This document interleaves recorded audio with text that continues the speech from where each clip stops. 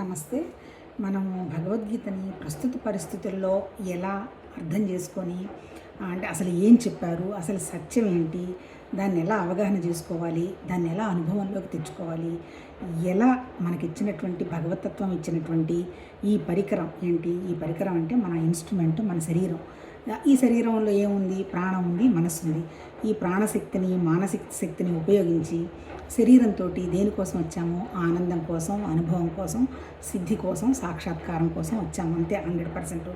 అది ఆ సత్యాన్ని మనం ఎలా కనుక్కోవాలి అనేటువంటి విషయాన్ని భగవద్గీత మనకి చెప్పడం జరిగింది. సరే, భగవద్గీత అంటే మళ్ళీ కొంచెం చాలాసార్లు చెప్పుకున్నాం, కానీ మళ్ళీ ఇంకేదో మన సంతృప్తి కోసం 4 వేదాలు ఉన్నాయి మనకి. ఋగ్వేదం, యజుర్వేదం, తర్వాత అథర్వణ వేదం, సామవేదం.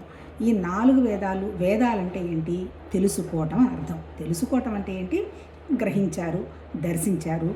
అల్టిమేట్ ఏంటి, మన ఋషులు వాళ్ళు అర్థం చేసుకున్నారు, అంతే కదా. ఎవరికైనా, ఋషికైనా, మనకైనా మానవ జన్మ తీసుకున్న తర్వాత మన దగ్గర ఉండేవి 3. ఒక శరీరం ఉంది, తర్వాత ఆ శరీరం నడవడానికి ఒక ప్రాణశక్తి ఉంది, ఆ తర్వాత ఆ శరీరం, ప్రాణం సక్రమంగా నడుస్తున్నాయా లేదా, దేనికోసం నడుస్తున్నాయి అనేటువంటి మన దగ్గర ఒక మనస్సు, ఆలోచన, జ్ఞానం ఏమన్నా కానివ్వండి, ఒక నిరాకారమైనటువంటి శక్తి ఉంది. మరి ప్రాణానికి నిరాకారం కాదు. ప్రాణం అనేది శబ్దం, కదులుతుంది, మనకు తెలుస్తుంది, అంతే కదా. కానీ మన జ్ఞానము, మన ఆలోచనలు మనకి తెలియవు, కానీ లోపల అవి కూడా ఆలోచన, జ్ఞానం నడుస్తూనే ఉంది. ఇది ఎవరి దగ్గరైనా ఉన్నది. మరి ఈ ఋషులేంటి, వాళ్ళు దర్శించారు. ఏం దర్శించారు, మన శరీరాన్ని, మన మనస్సుని, మన ప్రాణశక్తిని ఎలా బ్యాలెన్స్డ్గా నడపాలి అనేటువంటి విషయాన్ని వాళ్ళు దర్శించారు. ఈ దర్శించిన క్రమంలో ఫస్ట్ ఏంటి, వేదాలు అన్నాం కదా. వేదాలు, తర్వాత వాటికి ఉపవేదాంగాలు, ఆ తర్వాత వేదాంగాలు, ఆ తర్వాత ఇంకేంటి, ఉపనిషత్తులు, ఎండ్ పోర్షను. ఉపనిషత్తులు అంటే ఏంటి, ఉపనిషత్తులు వచ్చి జ్ఞానం, అంతే. ఇప్పుడు మనకి ఇక్కడ ఈ జ్ఞానానికి సంబంధించిన విషయాల్లో మన వాళ్ళు ఏం చెప్తారంటే, ఇప్పుడు ఫస్ట్ పోర్షన్ వచ్చేంటి వేదంలో కర్మకాండ, అంతే కదా.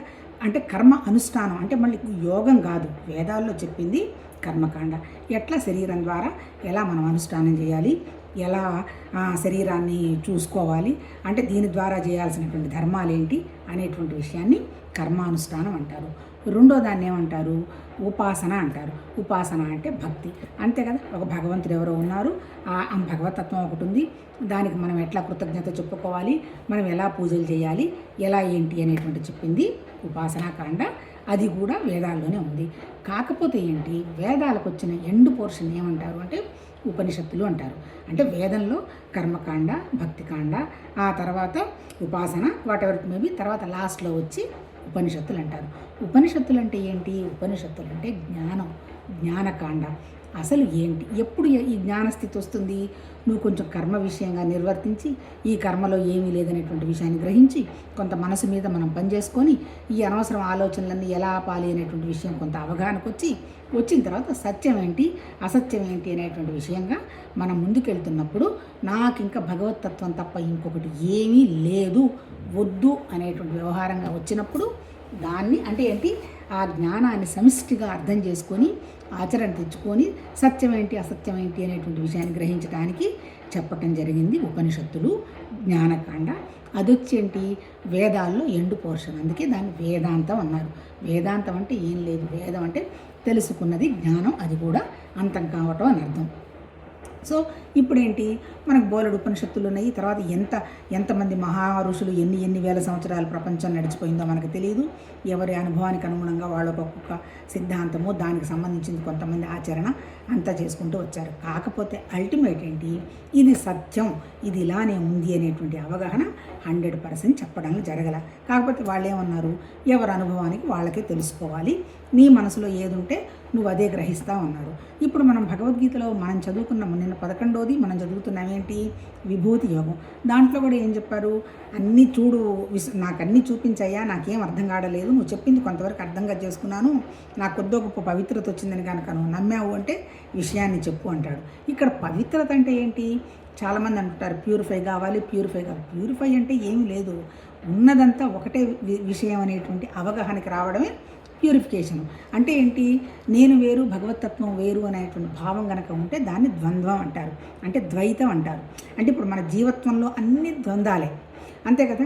మంచోళ్ళు చెడ్డవాళ్ళు, వీళ్ళు చాలా అందంగా ఉన్నారు, వీళ్ళు అందంగా లేరు, వీళ్ళకి ఆస్తి ఉంది, వీళ్ళకి ఆస్తి లేదు. ఆ తర్వాత ఎంతసేపు చెప్పినా మనకి కనపడే ప్రపంచం అంతా ఏంటి? ద్వైతం. అంటే ద్వైతం కాదు, ద్వంద్వం. అంటే ఇది అది, అది ఇది అని ఉంటుంది. అది ఇది కానిదంతా ఏంటి? ఆ తర్వాత ఇప్పుడు దీన్ని ఏం చేశారు? ఇప్పుడు దీన్ని సరే ఈ ద్వంద్వాలని తీసి పడేస్తే మళ్ళీ దానికి ఏంటి? మనమే ఎదురుగా ఒక భగవంతుడు ఉన్నాడు అనే విగ్రహాన్ని పాడోబెట్టుకొని లేదో ఒక విషయాన్ని నమ్ముతూ చేసుకుంటూ వాళ్ళు చెప్పింది మనం చేసుకుంటూ పోదాము అంతా నడిపిస్తున్నది. అట్లాంటివన్నీ భావాలన్నీ కూడా ద్వైతం.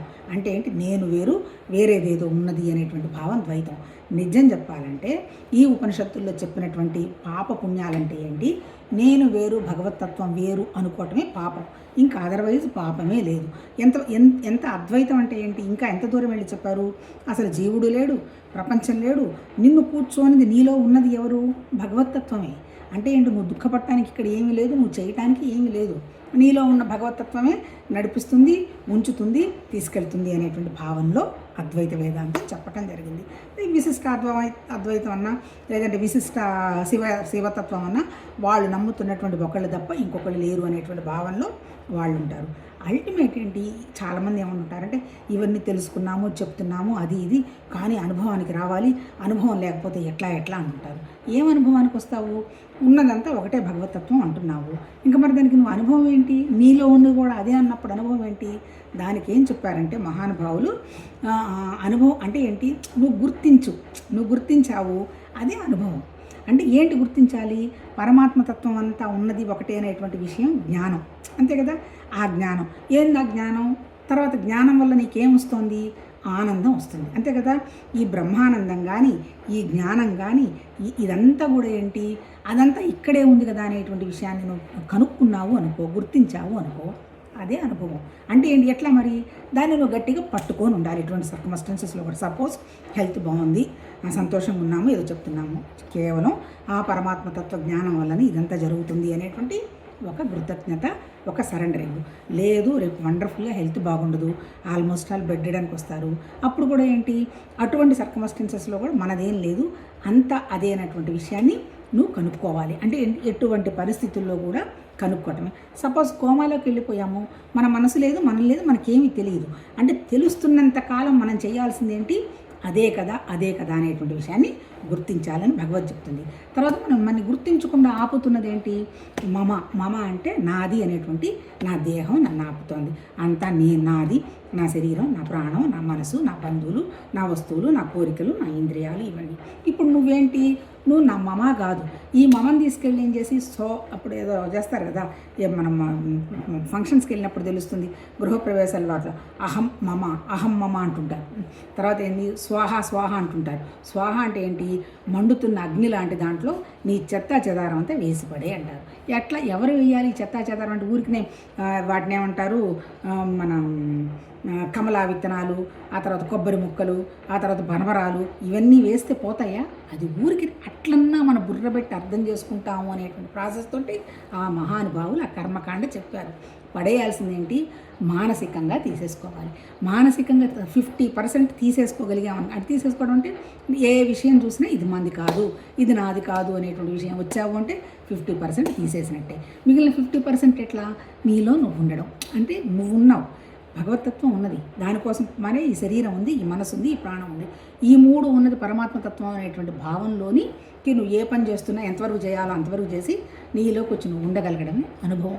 ఇంతకంటే పెద్దగా ఎక్కడో ఏదో వస్తుంది, అక్కడ స్వర్గం ఉంది, నేను తీసుకెళ్ళి దండలేస్తారని ఎక్కడా కూడా మన ఋషులు అబద్ధాలు చెప్పల. మహానుభావులు వాళ్ళు చెప్పిందల్లా ఒకటే. నీ బుద్ధికి వివేకం తీర్చుకొని సత్యం ఏది అసత్యం ఏంది అనేటువంటి విషయం మీద నిలబడు. అసత్యం అంటే టెంపరీగా ఉన్నవన్నీ పోతూ ఉన్నాయి అనుకో, అవన్నీ అసత్యాలు. దానికే వాళ్ళ మహానుభావులు ఏం చెప్పారంటే ఈ భగవద్గీతలో 2 ప్రిన్సిపల్స్ చెప్పున్నాడు. ఇప్పుడు మనం చదువుతున్న దాంట్లో ఏం చెప్పాడు? నీ సమస్యకంత కారణం అర్జున నీ అహంకారం, నీ మమకారం, నాది అనేటువంటి భావం. నీదేమీ లేదు, ఉన్నదంతా భగవతత్వం అనేటువంటి భావంతో కర్మని అనుష్ఠానంగా కాదు, కర్మని యోగంగా, యజ్ఞంగా, యాగంగా, సమిష్టిగా నిర్వర్తించు. దానివల్ల నీకు మనసు నిశ్చలం అవుతుంది. ఒక్కసారి నీ మనసు నిశ్చలమైన తర్వాత నీ మనసులో ఇప్పుడు అన్ని అనుభవాలు ఎక్కడొస్తున్నాయి నీకు? అంతే కదా. ఇప్పుడు మా అనుభవం ఎవరికి? భగవతత్వానికి అనుభవం, ఆ అనుభవం కూడా మనకు లేదంటాడు. కానీ అనుభవం నాది, దుఃఖం నాది అంటే దుఃఖపడుతున్నాం కదా. చివరికి నువ్వు అది గ్రహిస్తూ ఉన్నావు అంటే ఇది నాది కాదు అనుకుంటావు. ఎందుకు? నీ మనసు కూడా జడమే, పంచభూతాలు జడమే, ఒక్క చైతన్యం ఒక్కటే జడం కానిది. ఆ చైతన్యం ఎవరు? భగవతత్వం. అది ఎక్కడుంది? అణువు ఉన్నది అనేటువంటి విషయం నీ మనసుకు తట్టిందనుకో, మిగిలిన విషయాలన్నీ ఉంటాయి. వదిలిపెట్టుకోమని ఎవరనరు, హిమాలయాలకు వెళ్ళమనరు, ఆస్తులు రాసేయమనరు.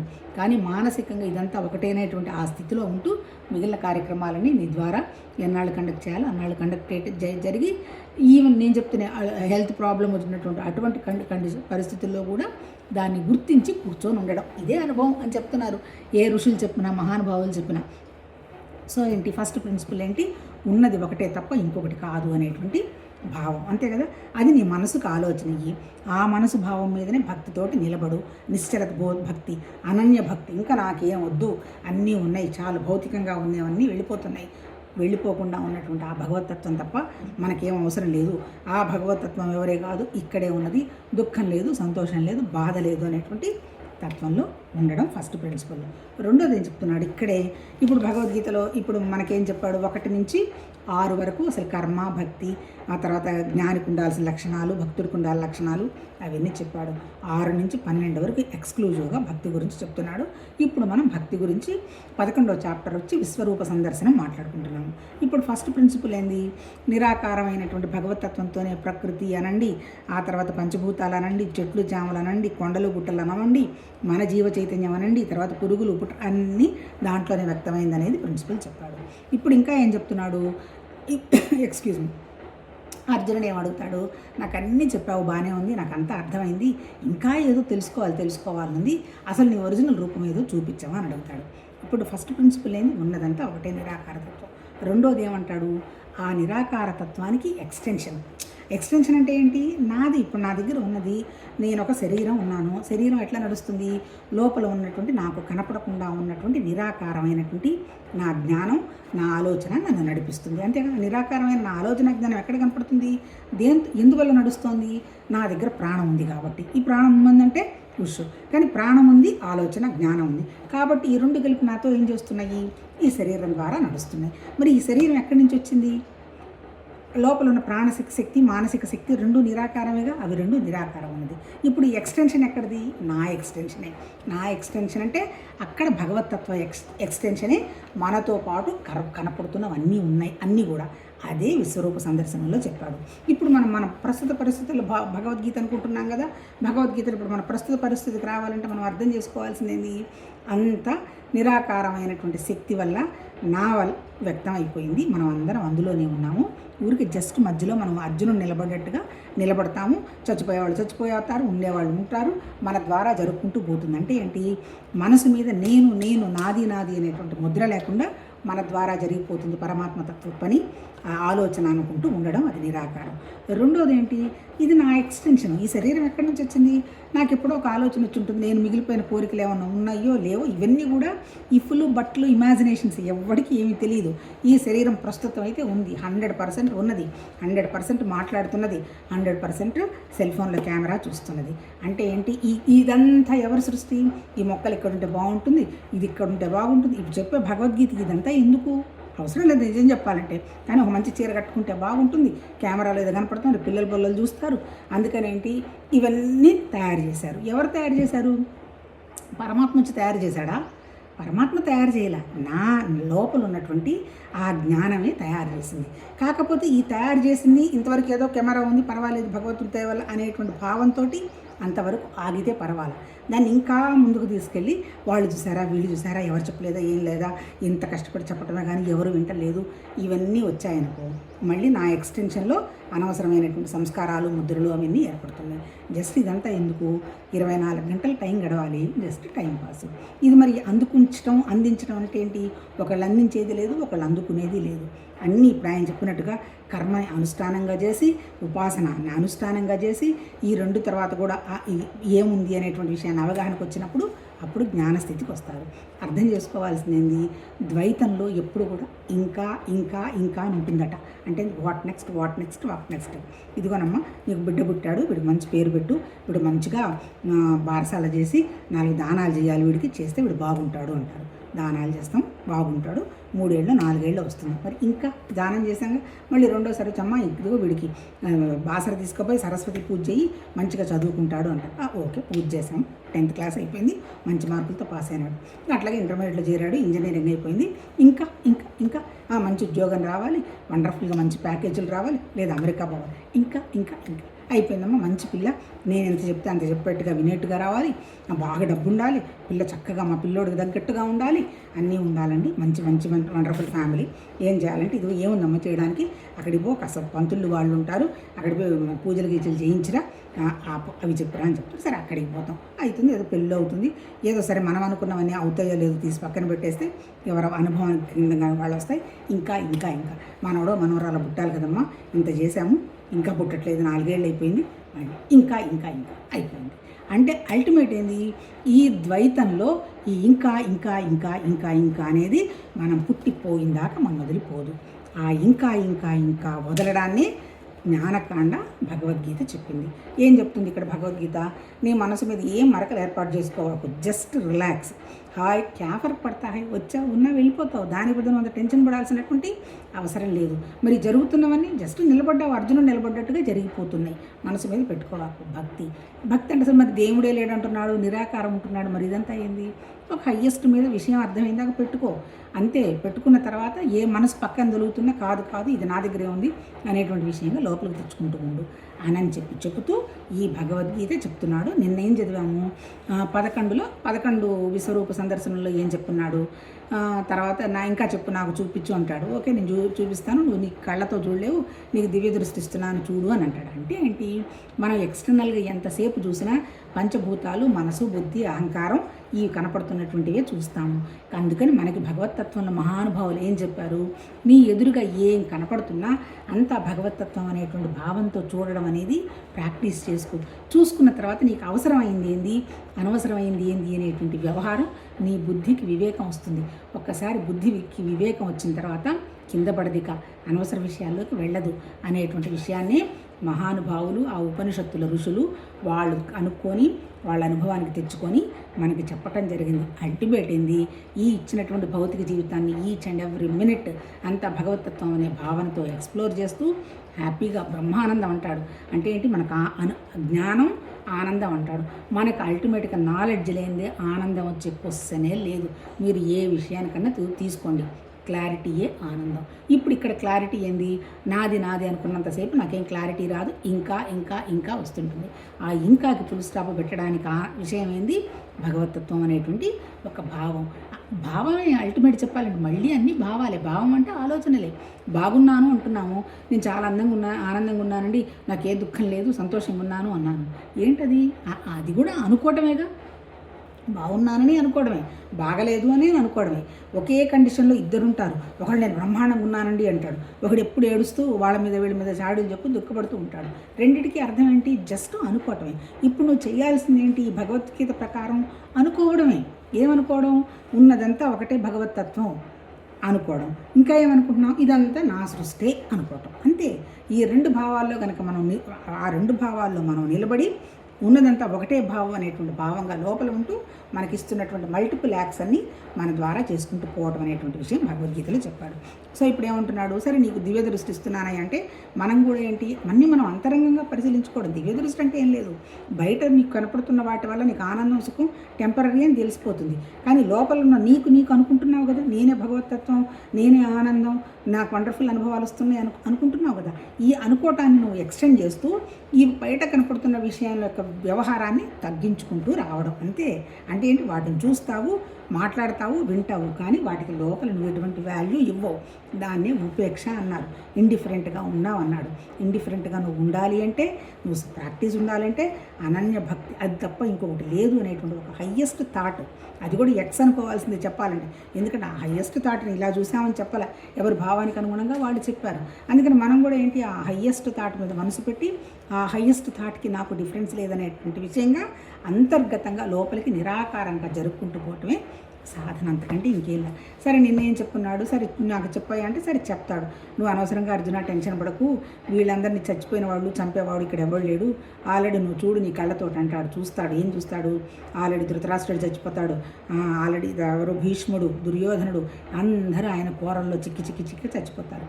అప్పుడు చెప్తాడు, నాకు భయం వేస్తుంది, ఇవన్నీ చూడలేకపోతున్నాను అంటాడు. ఇక్కడ చూడకపోవడానికి ఏముందయ్యా, ఇదంతా జస్ట్ నువ్వు నామినల్గా నిలబడతావు. ఏంటి ఆల్రెడీ ఎలా పుట్టాలి, ఏ అనుభవాలు రావాలి, ఆ తర్వాత ఏ నేషన్లో ఉండాలి, అవన్నీ ఆల్రెడీ డిసైడ్ అయిపోయినాయి. హ్యాపీగా నీకు ఇప్పుడు ఉన్నటువంటి ఈ ప్రస్తుత జన్మలో వండర్ఫుల్గా యుద్ధం చేసినట్టు యాక్షన్ చేయి, హాయిగా రాజు అయిపోతావు, స్వర్గ సుఖాలు అనుభవించు, తర్వాత వెళ్ళిపోవచ్చు, దానికి అంత స్ట్రగుల్ పట్టడం అవసరమా అని చెప్పేస్తాడు. ఇంకప్పుడు మళ్ళీ అర్జునుడు అంటే నాకు చాలా అసలు నాకు భయం వేస్తుంది భగవాన్, ఇంకా చాలు నాకు అంత అర్థమైపోయింది, ఇంకా నువ్వు దీన్ని విత్డ్రా చేసుకో అని ఆయన్ని ప్రే చేయడం మొదలు పెడతాడు. అంటే ఏంటి, పూజ చేయడం మొదలు పెడతాడు. ఎవరు, అర్జునుడు. నిన్నంతవరకు చదువుకున్నాం. ఈరోజు ఆయన ఏ రకంగా పూజ చేస్తాడు భగవాన్కి అనేటువంటి విషయాన్ని చదువుదాం. సరే, ఇక్కడ అయిపోయింది కదా. మళ్ళీ అక్కడ సంజయుడు ధృతరాష్ట్రుడికి చెప్పడం అనేది కూడా చెప్పాము కదా. ఇప్పుడు ఏంటి, ఇది 36. అంతర్యామి కేశవ, నీ నామగుణ ప్రభావాలను కీర్తించుచు జగస్తు హర్షాతిరేకంతో అనురాగంతో ఉప్పొంగిపోవచ్చున్నది. ఇది సముచితం. భయగ్రస్తులైన రాక్షసులు నలుదిక్కులకు పారిపోవచ్చున్నారు, సిద్ధగణముల వాలెల్లరను ప్రణమిల్లుచున్నారు. ఏం చెప్తున్నాడు ఇక్కడ, నీ జగత్ ఎవరైతే నిన్ను పూజ చేస్తారో, నిన్ను గుర్తిస్తారో, వాళ్ళు హర్షాతిశయంతో నీ గురించి వండర్ఫుల్గా చెప్పుకుంటూ ఉన్నారు. రాక్షసులు అంటారంటే ఎవరు, నిన్నెవరైతే పట్టించుకోని వాళ్ళు అంటే ఏంటి, వాళ్ళ సుఖము. రాక్షసులు అంటే ఎవరు, సెల్ఫ్ మీద ఎక్కువ ఉన్నవాళ్ళు రాక్షసులు.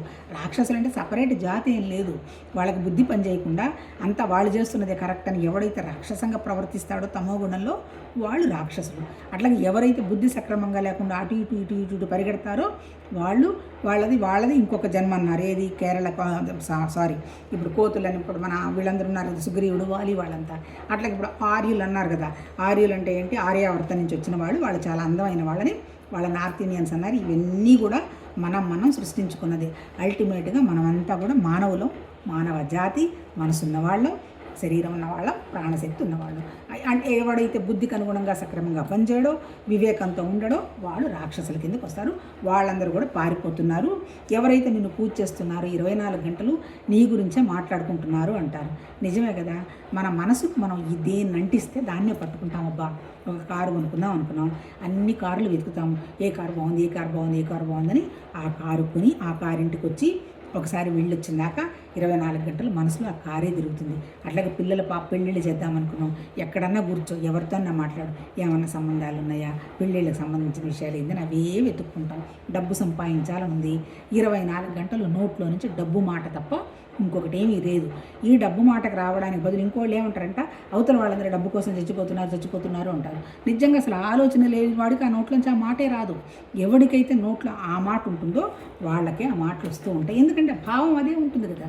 ఇక్కడ కూడా రాక్షసులు అంటే ఎవరికైతే వివేకం లేని వాళ్ళు రాక్షసులు. ఇప్పుడు ఎవరు మనం భగవంతుడి గురించి 24 గంటలు మాట్లాడతాం, నాకు భగవతత్వం తప్ప ఇంకొకటి ఏం వద్దన్నప్పుడు మనకి ఎలాంటి మాటలు వస్తాయి, ఎలాంటి ఆలోచనలు వస్తాయి, వాటికి సంబంధించినవి మాట్లాడుకుంటూ ఉంటాం.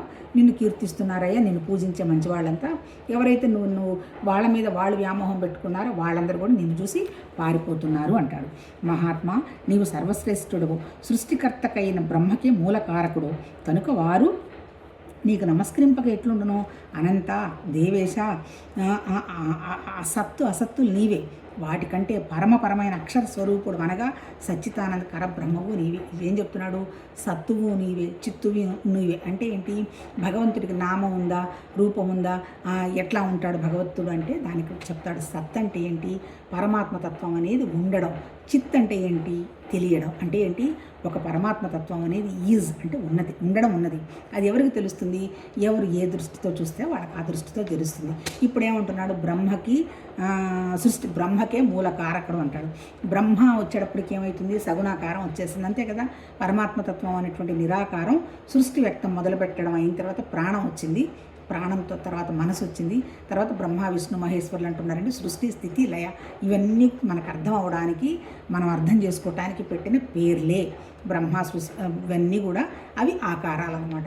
మనమే ఇప్పుడు నా శరీరాన్ని నేను సృష్టించా బ్రహ్మ, తర్వాత నడిపిస్తున్నాను విష్ణుమూర్తిని, ఆ తర్వాత మళ్ళీ కొన్నాళ్ళు అయిపోతుంది వెళ్ళిపోతాం, అది ఈశ్వరుడు. అంటే ఏంటి, సృష్టి స్థితి లయ ఇవన్నీ కూడా ఆకారాలు. కానీ ఒరిజినల్ పరమాత్మ తత్వం ఏంటి, నిరాకారం, సత్, ఉండడం ఆసక్తి. రెండోది ఏంటి, చిత్తు తెలియడం. అందుకని ఏం చెప్తున్నారు, సపోజ్ ఉండడం లేదు, ఈ తెలిసే క్వశ్చనే లేదు, తెలిసే క్వశ్చన్ ఉంది, ఉండడం లేదు, ఈ తెలిసేవాడు ఉండనే ఉండడు. అంటే ఏంటి, ఉన్నదంతా ఒకటే, ఒక భగవతత్వ శక్తి. ఇదే అద్వైతం చెప్పింది. ఇందాక మాట్లాడుకున్నాం, అద్వైతం అంటే నువ్వు వేరు నేను వేరు, అద్వైతంలో ఉన్నదంతా ఒకటే. అందుకని ఎంతసేపటికి ఏం చెప్తారు, అద్వైతంలో బంగారం ఒక ఉదాహరణ ఇస్తారు, నీళ్ళు ఒక ఉదాహరణ ఇస్తారు, మట్టి ఒక ఉదాహరణ ఇస్తారు, తర్వాత తాడు ఒక ఉదాహరణ ఇస్తారు. నాలుగిటికి అర్థం ఒకటే. అంటే అర్థం ఏంటి, ఒరిజినల్గా అక్కడ పాము లేదు, తాడుంది. కానీ మనం కంటితో మనకేం కనపడుతుంది, సాకారంగా చూసేటప్పుడు పాము కనపడుతుంది. అంటే ఏంటి, అప్పుడు దాన్ని పాము అనుకుంటూ దానికి సంబంధించిన పనులు చేసుకుంటూ పోతాం. అంటే ఏంటి, లేదు ఇక్కడ పామే లేదు, ఉన్నది తాడని గ్రహిస్తే ఉన్నదంతా భగవతత్వ శక్తి అని తెలుస్తుంది. అట్లాగే కుండ అనేది నామం, అది దానికి ఉన్నటువంటి స్పేసు, ఇవన్నీ కూడా మళ్ళీ పంచభూతాలకు సంబంధించి వచ్చినవే. కుండ నామం, కుండ తయారవ్వాలి అనేది ఆలోచన. మరి మట్టి ఎక్కడి నుంచి వచ్చింది, మట్టి భగవతత్వం. మట్టి మారదు, మట్టి అలానే ఉంటుంది. కుండలు మారుతూ ఉంటాయి, పోతూ ఉంటాయి, వస్తూ ఉంటాయి. అలాగే బంగారం, ఒక బంగారంలో నుంచి బోలెడు ఆర్నమెంట్స్ వస్తాయి. ఇదే బంగారం చెవులు దిద్దులు చేసుకుంటాము, ఉంగరం చేసుకుంటాము, వడ్రాణం చేసుకుంటాము, గాజులు చేసుకుంటాము. కానీ బంగారం ఒకటే. అంటే ఏంటి, పరమాత్మ తత్వ శక్తి ఒకటే. ఈ కనపడుతున్నటువంటి ఏమంటారు దాన్ని, ఆర్నమెంట్స్, కుండలు, ఆ తర్వాత నీళ్లు ఉన్నాయి, నీళ్లు ఒకటే. సముద్రము, అలలు, బుడగలు, మళ్ళీ అవి అన్నీ తేడా. నీళ్లు బుడగ అవుతుంది, కానీ మళ్ళీ బుడగెళ్ళి నీళ్ళు అవుతాయి, కానీ మళ్ళీ అది వచ్చి ఇది కాలేదంటే ఏంటి, బంగారం మారదు, ఓన్లీ వస్తువులు మారుతాయి, అంతే కదా. బంగారమే ఎక్కడుంది, వస్తువులు మాత్రం మారుతున్నాయి. ఆ బంగారాన్ని ఉండడం అన్నాడు. ఇప్పుడు ఇక్కడ చెప్పింది సత్తు నువ్వే, అసత్తు నువ్వే, బ్రహ్మకారకుడుకు నువ్వే. అంటే ఏంటి, సృష్టి స్థితి లయకు ఆధారం నీ శక్తి అని చెప్తున్నాడు ఇక్కడ. ఆయన పొగుడు పాడుతున్నాడు అనమాట, అంటే ప్రైజ్ చేస్తున్నాడు. నీకు అందుకని వాళ్ళందరూ నీకు నమస్కరించుకుంటే ఎట్లుంటారు, నీ ద్వారా వచ్చిన దాంట్లో నేను చూపించుకోవాలి కదా. ఇప్పుడు ఆయన శక్తి ఉండబట్టే మాట వస్తుంది అనేటువంటి భావం ఉంది. ఒక ఎవరున్నారు లేరు అంటే, కాసేపు కనుక గొంతు ఎండిపోయిందంటే కంగారు పడితే ఒక గ్లాస్ మంచినీళ్ళు తాగి, అమ్మ భగవతత్వం నువ్వు తప్ప నాకు ఇంకేమీ లేదు, నువ్వు ఏమన్నా చేసుకో అని అంటాం. అంటే అర్థం ఏంటి, ఉన్నదైతే అదే ఒక శక్తి. మనమా మారిపోతూ ఉన్నాం. మొన్న పుట్టినప్పుడు బుడ్డగా ఉన్నాము, కొన్నాళ్ళు అయింది, తర్వాత మళ్ళీ ఇప్పుడు వచ్చింది, తర్వాత ప్రాసెస్ అయిపోతుంది. అంటే ఏంటి, ప్రకృతి అంతా జడం, ఇదంతా వెళ్ళిపోతుంది, చైతన్యం ఒకటే ఉంటుంది. అంటే ఏంటి, ఆ భగవతత్వ చైతన్యం అణువణువు ఉన్నది, మనతో కూడా ఉన్నది. మనతో ఉంది కాబట్టి ఇప్పుడు మన జీవం ఉంది. ఇప్పుడు జడంలో వచ్చేటప్పటికి ఏంది, అక్కడ ఉంటే ఉండొచ్చు, కానీ అది ఎక్స్ప్రెస్ కాదు, అంతే కదా. భూమిని తవ్వినా అది రియాక్ట్ అవ్వదు. అట్లాగే గాలి, అది ఎంత చెత్త కెమికల్స్ వేసినా అది పట్టించుకోదు. అట్లాగే పాపం స్పేస్లో నానా రకాలు పెట్టేస్తున్నాం, అది పట్టించుకోదు. నీళ్ళని ఎలా సముద్రాన్ని కలుషితం చేస్తున్నామో మనకే తెలియదు.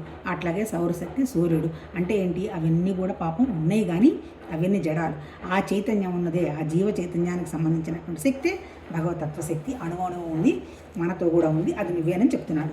తర్వాత ఇంకేమంటున్నాడు, అనంతరూప, నీవు ఆదిదేవుడవు, సనాతన పురుషుడవు, జగత్తుకు పరమాశ్రయుడవు, సర్వజ్ఞుడవు, సర్వవేద్యుడవు, పరంధాముడు, ఈ జగత్తంతేను నీచ పరిపూర్ణమైనది. ఇక్కడ ఏం చెప్తున్నాడు, అన్ని ఈ క్వాలిటీస్ అన్నీ ఎవరివి, అనంతమైనటువంటి శక్తి ఉన్నటువంటి నిరాకారమైనటువంటి భగవతత్వానివి.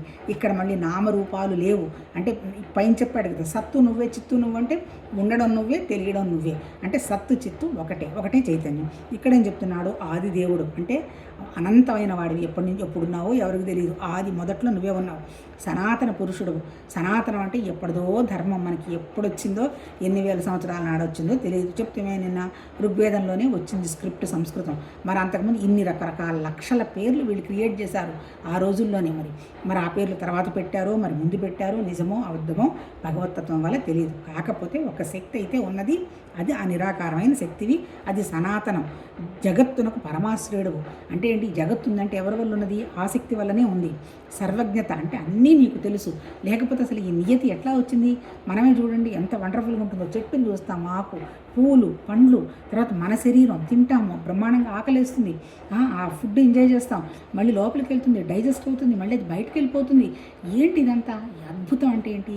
ఎంతో సర్వజ్ఞత ఉంటే తప్ప సాధ్యం కాదు. అంటే ఆ సర్వజ్ఞత అంటే ఏంటి? సర్వం తెలిసినటువంటి శక్తి, ఆ నిరాకారమైన శక్తి, సర్వవేద్యుడు, పరంధాముడు అంటే మొత్తం, పరంధాముడు అంటే పర, అపర అంటే, అపర అంటే ప్రకృతి, పర అనే పదం వచ్చిందంటే నిరాకారమైన విస్తరించినటువంటి భగవతత్వం అనమాట. ఈ జగత్తంతైను నీచే పరిపూర్ణమై ఉన్నది అంటే ఏంటి? నువ్వు పరిపూర్ణమైనటువంటి తత్వాన్ని, అంటే ఇప్పుడు మనకి చెప్పింది ఏంటి? అదే పరిపూర్ణ తత్వం మనలో కూడా ఉన్నది. కాకపోతే మనం ఏం చేస్తున్నాము? మేము అపరిపూర్ణం అని మనం దుఃఖపడుతూ ఏదేదో జరిగిపోతుందని అన్నీ మనం నెత్తినేసుకొని బాధపడుతున్నాం. ఇక్కడ చెప్పింది ఏంటి? అదే పరిపూర్ణతత్వం అణువణువు ఉంది, మనలో కూడా ఉంది అన్నట్టు చెప్తున్నారు. ఇది ఇంకా ఆయన ఎట్లా ఆయన్ని పూజ చేసి ప్రైజ్ చేశాడో, సత్యాన్ని ఎట్లా చెప్పడం జరిగిందో రేపు గ్రహించి రేపు విందాం. నమస్తే.